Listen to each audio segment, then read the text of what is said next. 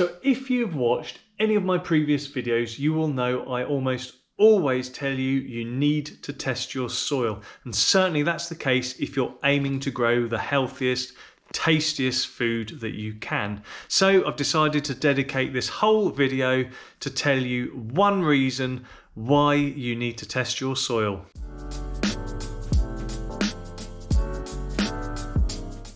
So in this video, I'm going to explain to you why you should test your soil. And this is such core advice to most people that I speak to that I've decided to dedicate this whole video to it. I'm also going to share a little bit of information about where I live and how soil characteristics and testing and understanding your soil has impacted me and my family. So stay tuned for that. But for now, let's get stuck straight in. So to start with, let's talk about nutrient availability. Now, if you've ever found out through a blood test or hair sample or just a decline in your overall health and well-being, if you've ever found out that you are in fact deficient in a particular mineral and you're growing your own food, chances are that the food that you're eating is low or deficient in that particular mineral as well. And if the food that you're growing is low in that particular mineral, chances are that it could actually be absent or in low concentrations in the soil. Alternatively, it could actually be the case that the mineral is present in the soil, however, it's just not available to the roots of the veggies that you're growing. And in which case, the outcome is the same. It's still not in the food or not present in sufficient concentrations to be of any benefit in your diet. And so this is what it looks like in what I like to call the pillars of food. And the chain of thought is quite simple. It begins within the soil. The mineral is taken up by the plant roots. As a consequence, it's in the very fabric, the matter that the food is made of, which we then eat as part of our diet, and we have wonderful, healthy people. If you want some assurances about what you are taking up or what is in your food, which is the traditional approach, then you test. And we test food regularly. Supermarkets that we buy food from and major manufacturers print loads of nutritional information on the back of products in pretty hard, cold kind of stats and number format. Another test is the test of health, and I mentioned at the start of the video that quite often people become interested in growing their own food because they want a level of control over what they're eating. They want to make sure that it doesn't include nasty chemicals or compounds that could be detrimental to human health, and that it's packed with all the goodness that they need as well. And a clear measure of that is through some test of human health.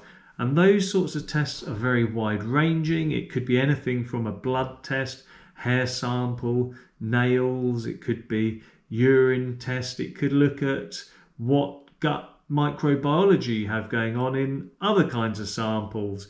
But point is, traditionally, we test either the food or ourselves to determine whether we are healthy or not. Now, I said at the start, you don't need to test this entire chain. However, if you look at how this is kind of laid out, there is one clear gap or space for something, and it's over here. And pretty obvious where I'm going with this. That is the soil.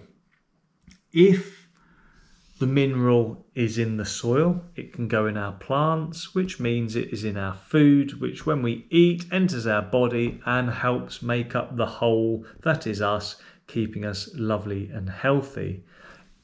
If it's not in the soil, it can't be taken up by the roots. In fact, I will correct that. If it is not in the soil, or it is present and not available in the soil, it cannot be taken up by plant roots, which means it's absent or in low concentrations in our food, which means we're not going to eat it, and that means that we are not as healthy as we could be. And if we're not as healthy as we could be, that means we're probably going to need to look elsewhere for those minerals that we need if they're not in our food. And artificial forms of minerals, whilst they plug gaps, are definitely not, in my opinion, as good as incorporating them in our diet from the outset. Now, sometimes the very character of the soil in the area that we live can affect how or what is or isn't available to the food that we are growing.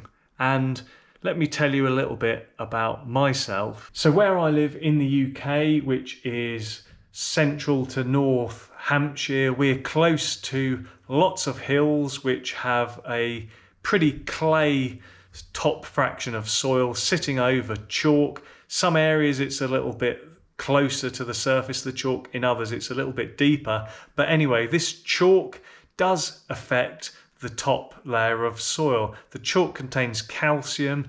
Calcium can displace magnesium, and that means that very often the soils where I live, and in fact where I am and where I grow, is low in magnesium.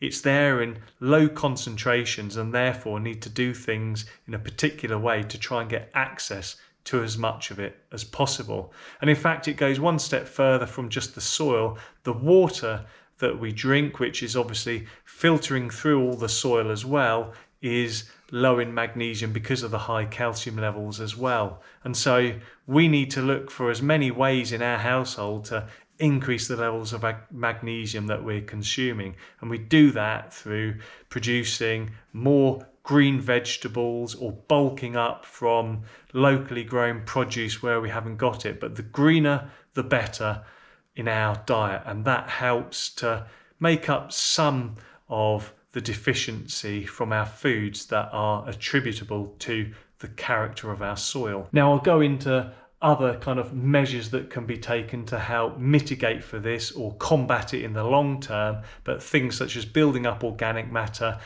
boosting soil microbiology, in particular organisms like fungi, can be great antidotes, workarounds to help you get more of those minerals that are in lower supply in your soil, get them into your plants so you have more nutrient dense food. So a little bit of background research and just looking at what's going on in the world around you can be useful, but in reality, if you don't look, you don't know. And what I mean by that is, if you don't know exactly what is or isn't in your soil, or what is there but is not accessible, you don't know. Now, you can only observe the effects later down the road in terms of your physical well-being or blood tests that I've talked about, or you could analyse your food. But in any event, if you're growing your own food, that process starts in the soil. And to me, it is abundantly obvious that it is the right place to start. It's the first point in that chain. Start with the soil, know what is or isn't there, and then start to affect change. So if you are concerned about the health and well-being of you and your family, and you've started to grow your own food to help get some level of control in doing this, I highly recommend testing your soil so you know. If you don't measure it, you can't manage it. When you do know, when you measure, you can start to manage, you can start to change what you do, plan your growing practices, adapting new soil management practices, and really starting to benefit from this knowledge. And as I've said, I'm a firm believer in getting every bit of goodness you can from the food you eat, rather than having to spend a fortune on supplements and products to help make up for the shortfall. What's more, if you decide to do things in a more natural way like I teach, then you will also benefit from the reduction in artificial chemicals, fertilizers and products used to help grow your plants.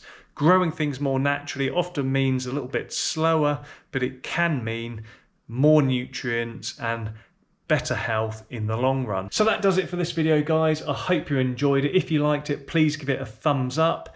If you like learning about growing healthy food using the benefits of natural systems in soil, consider subscribing to the channel, and I look forward to seeing you in the next video.